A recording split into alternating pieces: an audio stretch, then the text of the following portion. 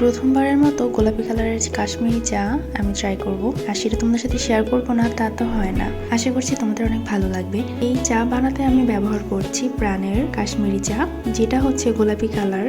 আর এখানে অলরেডি সবগুলো মিশ্রণ দেওয়া থাকে, শুধু গরম পানি অ্যাড করলেই হয়ে যায়। কিন্তু আমি এটাকে একটু মজাদার করে তোলার জন্য আমি কিছুটা গুঁড়ো দুধ অ্যাড করছি আর খুব অল্প পরিমাণে চিনি ব্যবহার করছি। সবগুলো মিশ্রণ একসাথে মিক্স করে আমি এখানে পরিমাণ মতো ফুটন্ত গরম পানি ব্যবহার করছি।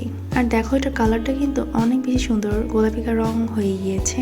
এটার রংটা যেমন সুন্দর, এটা খেতেও কিন্তু বেশ দারুণ।